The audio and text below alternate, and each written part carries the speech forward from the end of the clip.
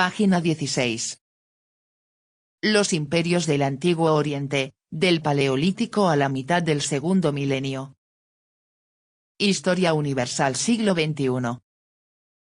Por Elena Cassin, Jim Botero y Jim Berkouter. Capítulo 1. Prehistoria e historia primitiva de Asia anterior. 1.3. Sobre la cronología. Aún no podemos establecer una cronología absoluta que proporcione una exacta correlación con nuestro calendario para muchos periodos de la historia antigua del Oriente. La lista de epónimos anuales, 2, asirios alcanza hasta el 910 a.C.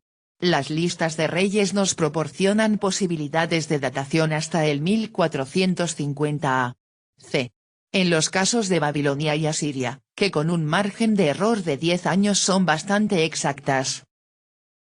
En el caso de Siria y Asia Menor tenemos que servirnos de sincronismos con Babilonia y Asiria, pero sobre todo con Egipto, que dispone de una cronología bastante segura durante este periodo. La fecha del tratado de paz firmado entre Ramsés II y el rey hitita Katusili III y en 1270 a.C. constituye un importante punto de orientación cronológica. Más allá del 1450 a.C., carecemos hasta tal punto de datos que no ha podido establecerse el nexo con el periodo cronológicamente seguro que abarca desde la dinastía de Akkad, hasta el final de la dinastía de Hammurabi de Babilonia. De la duración que se atribuya a esta época oscura depende la datación del fin de la dinastía de Babilonia y del comienzo de la dominación casita en Babilonia. Nosotros seguiremos la llamada cronología media, según S. Smith y M. Sidersky, que sitúa el final de la dinastía de Babilonia en 1595 a.C.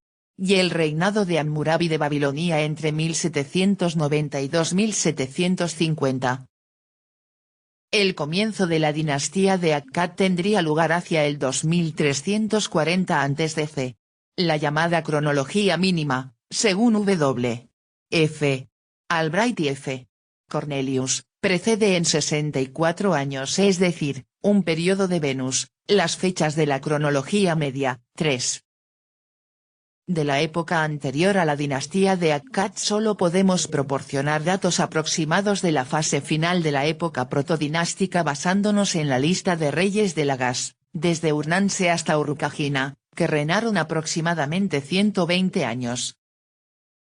La lista de reyes sumerios, que enumera a los monarcas de Babilonia desde la época en que la monarquía descendió del cielo hasta el fin de la dinastía de Isin, 1794 a.C. No es fuente fidedigna para la época anterior a la dinastía de Akkad. Los nombres reales están transmitidos fielmente, salvo por algunos errores de transcripción. Algunos reyes de la época protodinástica citados en la lista están atestiguados por documentos originales. Sin embargo, el valor documental de la compilación se ve mermado por el modo en que utiliza los datos de que dispone sobre la época primitiva. La compilación da por supuesto que en Babilonia no reinaron nunca varias dinastías a un tiempo. A esto se añade el empeño de los compiladores en no omitir ninguno de los nombres tradicionales, con lo que dinastías simultáneas fueron registradas en orden consecutivo. Así sucede que el periodo que abarca desde Mescalanduk de Ur hasta Lugalzagesi de Uruk, último rey de la época protodinástica anterior a Sargón de Akkad, contiene 45 monarcas, mientras que, en Lagash, cuya lista de reyes nos es conocida sin lagunas, hubo en el mismo espacio de tiempo 8 soberanos, de los que algunos no reinaron más de unos pocos años. Otra deficiencia de la lista es su documentación incompleta, que por otra parte no puede asombrarnos dada la distancia entre la redacción definitiva de la lista y la época protodinástica.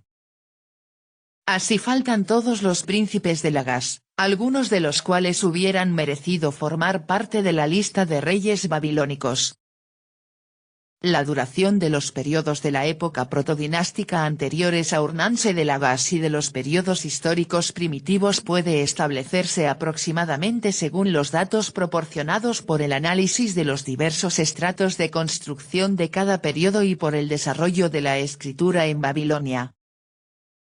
En Egipto se han hallado objetos pertenecientes a un periodo anterior a la llamada unificación del reino, Nakada II y, fechada hacia el 3000 a.C., que tienen relación indiscutible con obras de la época primitiva de Babilonia y que, por tanto, permiten establecer un sincronismo aproximado entre las dos culturas. En el caso de uno de los periodos de la época primitiva estrato Uruk IV disponemos de una fecha, conseguida por el método del radiocarbono, C14, 4, que sitúa ciertos restos de madera provenientes del templo C de esta capa en el 2815 más menos 85 a.C.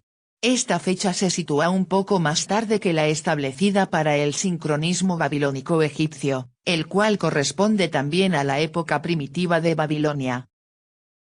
Actualmente, el creciente número de fechas proporcionadas por el método del radiocarbono para las etapas prehistóricas del Antiguo Oriente Próximo, gracias al estudio de los asentamientos de Palestina, Cilicia, Anatolia, Irak e Irán establece, junto con los datos correspondientes de Egipto y los Balcanes, una red cronológica bastante densa, que permite calcular las diferencias de tiempo entre las diversas etapas de desarrollo, así como la velocidad de este último. Página 18.